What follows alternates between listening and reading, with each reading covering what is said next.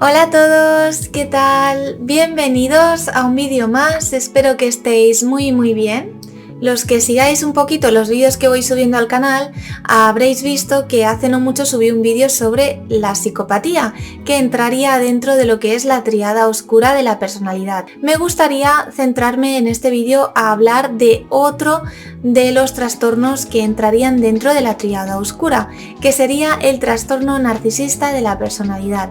Es un tema del que hay muchísimos vídeos, tanto en redes sociales como en YouTube, pero me gustaría aportar mi granito de arena para aquellas personas que no conozcan muy bien de qué va y también poder dar una serie de tips o consejos de cara a las personas que convivan o que tengan una relación o conozcan a una persona con este tipo de trastorno.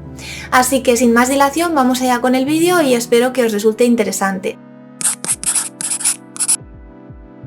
El trastorno narcisista de la personalidad se caracteriza sobre todo por un sentido inflado de grandiosidad, de necesidad de admiración y de muchísima validación personal, sin tener demasiado en cuenta los sentimientos de los demás o sus necesidades. Como os he comentado anteriormente, entraría dentro de lo que es la tríada oscura de la personalidad sin llegar a tener una empatía tan nula como la psicopatía, pero sí que careciendo bastante de ella.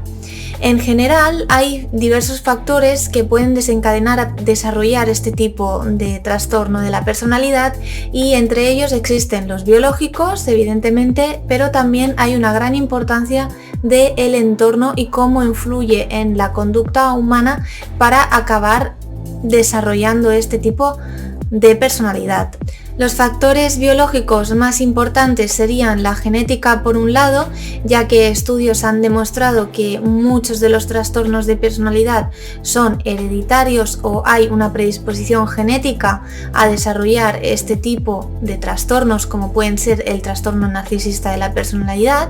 También la neurobiología, ya que se ha determinado y se ha podido ver mediante estudios de cerebros de personas sin ningún tipo de patología y personas con trastorno narcisista de la personalidad, que hay diferencias en la estructura orgánica de lo que sería el cerebro, correspondientes sobre todo a la zona de la amígdala y de la compensación emocional y regulación emocional. Todo esto entraría dentro de la zona del córtex prefrontal que todos tenemos en nuestro cerebro. Por otro lado, la neuroquímica sería otro de los factores biológicos clave, ya que los neurotransmisores de la dopamina y la serotonina son bastante importantes en el desarrollo de ciertas conductas. Se ha podido comprobar que una alteración en la serotonina o la dopamina puede dar lugar a conductas que busquen muchísimo más la satisfacción propia y además también eleven el grado de dominancia en el individuo. Y por último, pero no menos importante, también existiría el factor hormonal, y es que está demostrado que determinados niveles altos de testosterona y de cortisol pueden dar lugar a comportamientos mucho más competitivos de lo habitual y también de dominancia, cosas que están bastante ligadas en lo que es el trastorno narcisista de la personalidad. Los factores biológicos son sumamente importantes en el desarrollo de determinadas enfermedades o patologías mentales, pero no podemos obviar la importancia que tiene lo social. Uno de estos factores sociológicos vendría a ser la experiencia en la vida temprana o bien los estilos de crianza. Y es que realmente hay una importancia increíble en cómo criamos a nuestros hijos. Es cierto que si somos unos padres que consentimos continuamente a nuestros hijos sin poner ningún tipo de limitaciones y además no paramos de elogiarles, vamos a crear una persona que no entienda que otra persona pueda ponerle límites y simplemente va a buscar su propia gratificación personal sin tener en cuenta al otro. De la misma manera que si no paramos de admirarle y decirle todo lo bueno que tiene sin corregirle de ninguna manera y sobreprotegiéndole, lo que vamos a crear es que tenga un ego bastante desmedido y no sepa ver cuando algo falla en la conducta que está teniendo él mismo. La no existencia de unos límites claros y las consecuencias que puede tener realizar conductas inapropiadas, lo que va a suponer es un ego bastante inflado, una autoimagen irreal que no corresponde con la realidad, una visión de sí mismo o de sí misma bastante inflada y además la necesidad constante de admiración por parte del otro, ya que es a lo que ha estado acostumbrado desde siempre. La cultura también es un aspecto súper relevante, ya que dependiendo de la cultura en la que estemos, sabemos perfectamente que ciertos rasgos pueden verse como positivos o negativos. Hay culturas que, por ejemplo, defienden que una persona carismática, dominante, con don de gentes, que sepa estar en público sin ningún tipo de vergüenza ni pudor y con una seguridad en sí mismo o en sí misma bastante importante, significa que es una persona bastante sana mentalmente y lo ven como algo muy positivo. En cambio, en otras culturas, este tipo de personas suelen verse de manera egocéntrica y lo que se busca es realmente a una persona que tenga rasgos más modestos, más humildes y que tenga más en cuenta al otro, sin esta característica tan competitiva y de tanta dominancia sobre el otro. Los modelos de rol también serían un factor bastante importante, ya que en una sociedad donde hay líderes políticos o influencers o artistas que reúnen una serie de características que la sociedad ve y coge como espejo, al final lo que vamos a hacer inconsciente o conscientemente es intentar asemejarnos a aquellas personas que han conseguido ciertos logros. Y si eso quiere decir tener determinados rasgos o conductas, lo vamos a llevar a cabo. Al final, los líderes políticos, los artistas o la gente famosa en general da una imagen que nosotros vemos y al ver que han logrado conseguir todas sus metas, lo que intentamos es seguir esos pasos, ¿no? Hay gente a la que le pasa con mayor o menor medida, pero sí que es algo que se ha comprobado que existe. Por lo tanto, hay que tener en cuenta que dependiendo de los modelos de rol, pues vamos a tener una sociedad más narcisista o menos narcisista. Esto mismo también lo podemos extrapolar a las redes sociales e incluso al empleo, ya que muchísimas veces las posiciones de trabajo a las que nosotros mismos queremos aspirar son posiciones que requieren un tipo de características o un perfil concreto. Y normalmente la competitividad para llegar a esa posición hace que desarrollemos conductas cuanto menos un poco narcisistas. Esto también pasa, como decía, con las redes sociales. Cada vez más es habitual que nuestras redes sociales estén llenas de personalidades o personas que han llegado a conseguir vidas de ensueño o de lujo, seguramente con una careta de por medio porque no todo lo que vemos es real, pero al final a nosotros nos influye de manera que queremos conseguir eso porque creemos que es el éxito personal. Entonces muchas veces nos dejamos llevar por eso que vemos e intentamos hacer una imitación, ya sea pues llenando nuestro Instagram de selfies o intentando pues tener vidas bastante superficiales creyendo que eso nos va a traer la felicidad. Bien, habiendo visto cómo se puede desarrollar el trastorno narcisista de la personalidad de manera bastante resumida, vamos ahora a hablar más detalladamente de las relaciones interpersonales y cómo el trastorno narcisista de la personalidad se ve involucrado en ellas. Hay sobre todo una muy baja empatía o nula empatía dependiendo del tipo de narcisismo, ya que hay escalas evidentemente. Son personas a las que les cuesta muchísimo ponerse en el lugar del otro. No pueden por cómo está estructurado su cerebro y su sistema, debido a una herida narcisista que tienen desde la infancia. Esta herida ha ido progresando con el tiempo y es muy complicado para ellos poder pensar y actuar como una persona que no tiene este tipo de herida. Y la verdad es que para la gente que está a su alrededor esto es bastante difícil de entender. A pesar de que se muestran personas muy seguras de sí mismas, con muchísimo carisma, entran en una sala y es la típica persona que con solamente entrar ya todo el mundo voltea o se gira para mirarle o mirarla, captan tu atención fácilmente. A pesar de todo eso, ellos saben que tienen una carencia emocional muy importante y que no pueden funcionar como el resto. No pueden sentir las emociones de la misma manera que las sentimos nosotros y eso realmente les hace sentir inseguros.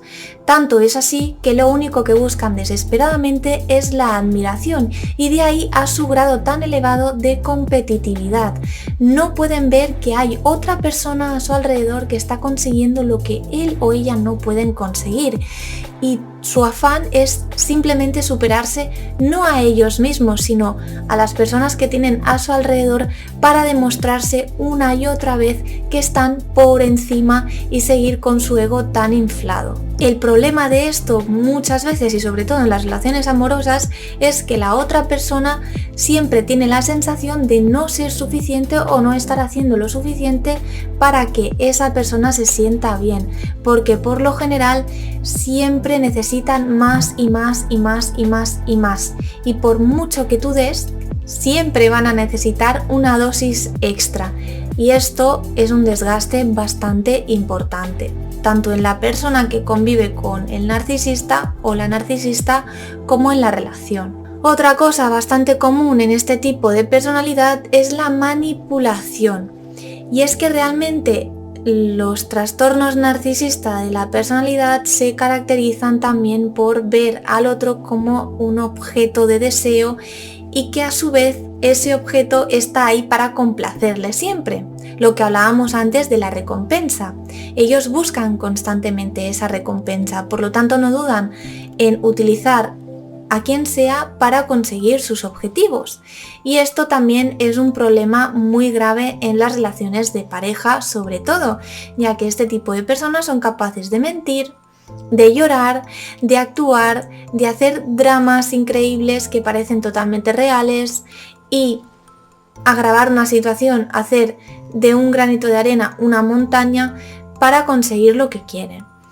También hay muchísima triangulación. Normalmente son personas que cuando tienen una relación estable siempre tienen otras personas para poder hablar, coquetear y hacer una especie de triangulación cuando realmente necesitan sentirse aún más validados de lo que su pareja ya les valida. Y esto la verdad es que es un problema bastante habitual en las relaciones de este tipo y es muy tóxico para la persona que está con él o la narcisista, ya que lo pasa realmente mal cuando al narcisista se le cae la careta y se da cuenta de que realmente no están solos en la relación, sino que esta persona va buscando de aquí para allá quien puede darle esa dosis de adrenalina, de validación, de amor que tanto necesita para autocompletarse, ya que por dentro son personas que suelen sentirse bastante vacías.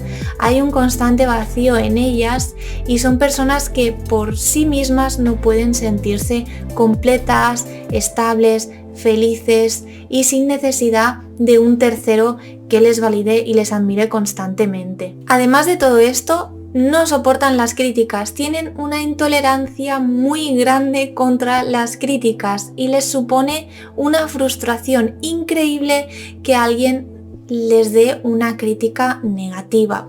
Ellos o ellas solo van a aceptar las críticas positivas. Las negativas simplemente van a servirle para entrar en furia, crear una discusión bastante fuerte y lo recomendable es no decirles nunca directamente lo que piensa sobre algo negativo, ya que pueden incluso a veces reaccionar de manera bastante violenta, ya sea verbalmente o físicamente.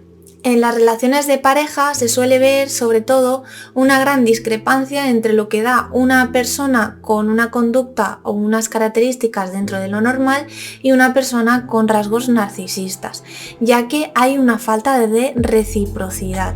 Hay una persona que no para de dar y dar y dar y dar y la otra persona se encarga únicamente y exclusivamente de recibir. Sí que es cierto que durante los inicios de una relación con una persona con este tipo de características normalmente hay una adulación, hay un periodo de love bombing donde le dicen constantemente a la persona que son magníficos, les invitan a cenar, bueno, los tratan como si fuesen príncipes o princesas, pero luego poco a poco se va viendo, ¿no?, qué características tienen realmente este tipo de personas, y sí que es cierto que empieza un deterioro en la relación y sobre todo en la visión que tiene el narcisista o la narcisista de la persona con la que está, llegando a realizar incluso desprecios, empezar a tratar mal a la persona. Y lo peligroso de todo esto es que cuando te han tratado tan bien al principio de una relación, normalmente cuando te empiezan a tratar mal tú piensas qué ha podido pasar, qué ha podido fallar, he hecho yo algo mal, tendré yo la culpa, y lo único que quieres es encontrar el porqué de eso y volver a la situación inicial. Y esto es muy peligroso porque crea un enganche bastante fuerte, y la verdad es que para las personas que tienen estas relaciones es bastante difícil salir. Aparte de todo esto, y como he dicho también antes, existe una falta total de respeto sobre los límites de la otra persona. Y es que cuando ellos quieren algo, les importa nada y menos el cómo conseguirlo. Les da igual que la otra persona les ponga un límite o una barrera. Van a ir a por ello igualmente. Y esto también es bastante desgastante para la persona que tiene una relación, ya sea familiar, amistosa, amorosa o en el trabajo. Así que estas serían las características principales que podríamos ver en una persona con este tipo de personalidad. Y ahora bien, ¿hay más cosas a tener en cuenta? Sí. Aparte de esto, hay ciertos detalles que podemos ver en ellos que también, si nos fijamos mucho, aunque esto ya es de manera más encubierta por parte de ellos o ellas, podremos ver. La verdad es que son personas bastante envidiosas, siempre quieren lo que tiene el otro y les cuesta bastante no querer conseguirlo. Por lo tanto, no son personas que se alegren normalmente con las alegrías del otro, con los proyectos que han salido bien del otro, y normalmente al revés, les molesta, hasta el punto de frustrarles y querer estar siempre por encima de aquel que ha conseguido algo. Hay algo que también suelen hacer, que es fantasear mucho y decir que han conseguido grandes logros sin ser muchas veces cierto, y es que tienen delirios de grandeza. Ellos tienen una autoimagen bastante inflada, como os decía antes, que han ido construyendo y que no van a deshacer de ninguna manera. De hecho, si pueden, van a exagerarlo muchísimo más, ya sea con los estudios que tienen, con el puesto de trabajo que tienen, con las parejas que tienen o han tenido, con el dinero, etc. Suelen ser personas que se aburren con mucha facilidad porque siempre sienten un vacío en su interior que son incapaces de llenar.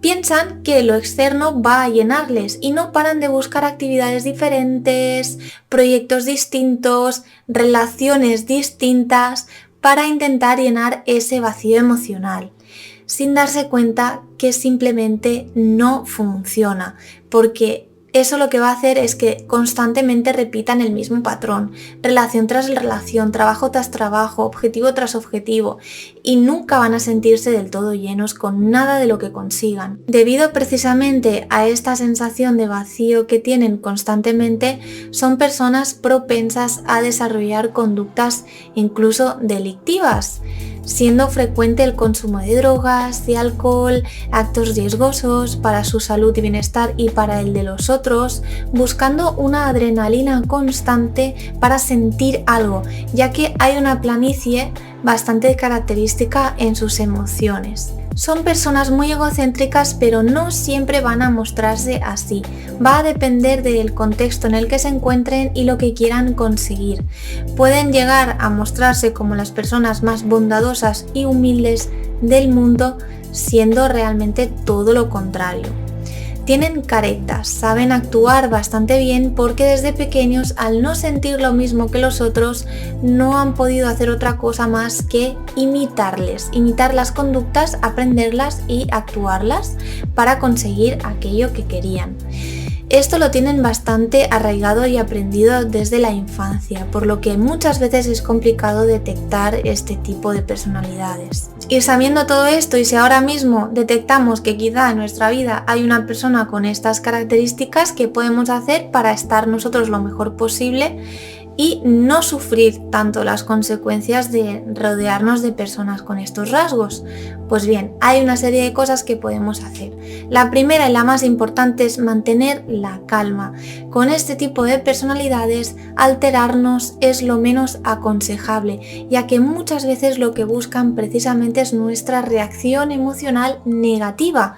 Les gusta ver en nosotros esa frustración, esa ira, ese enfado, porque eso les provoca a ellos una sensación de importancia en nuestras vidas desmedida y además les proporciona muchas veces la energía que necesitan para seguir con su día a día. A veces se les llama vampiros emocionales por esto mismo. Por lo tanto, cuanto más calmados estemos y menos entremos en su juego, mejor para nosotros, porque no van a poder ir más allá ni escalar. Tenemos que pensar que sus conductas no son nada personal realmente, sino que simplemente funcionan así en sociedad y tenemos que saber cómo manejar nuestras propias emociones ante ellos para que no nos pase demasiado factura.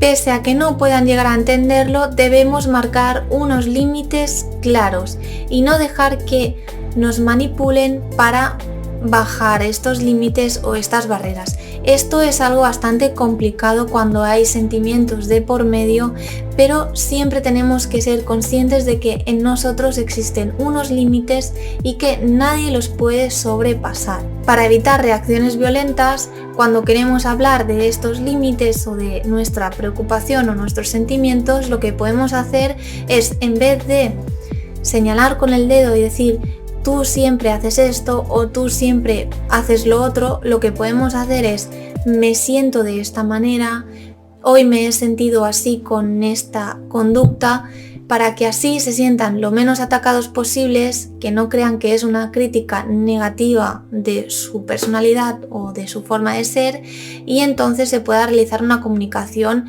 lo menos tensa y lo menos violenta posible. Otra cosa que podemos intentar es fomentar la empatía, siempre teniendo en cuenta que para una persona con rasgos narcisistas va a ser más complicado y por lo tanto tenemos que intentar tener unas expectativas no muy altas sobre este tema, pensando que el cambio, más que ser drástico, debe ser progresivo y gradual. Sobre todo, si te sientes mal en algún momento, lo mejor que puedes hacer también es buscar apoyo, tanto en la familia como en los amigos, salir a pasear, no quedarte en casa con la rumiación, sino intentar explicar el problema que tienes, cómo te sientes para sentirte más desahogado y también buscar otra perspectiva para que puedas tener una opinión objetiva del tema y seguramente confirmar tus propias creencias de que lo más seguro es que necesites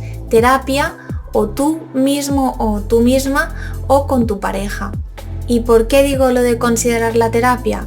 Pues porque dadas las circunstancias, estar con este tipo de personalidades puede ser o bien porque nosotros tenemos un patrón y solemos buscar este tipo de perfiles, o bien porque hemos dado con una persona a la que estamos atada de manera un poco tóxica y la verdad es que sería recomendable hablar con alguien que te pueda dar las herramientas para o bien intentar salir de esa relación si te está haciendo mucho daño, o bien si decides estar con esa persona porque ves que en esa persona sí que hay una conciencia, aunque sea baja o mínima, de su problema y quiere mejorar.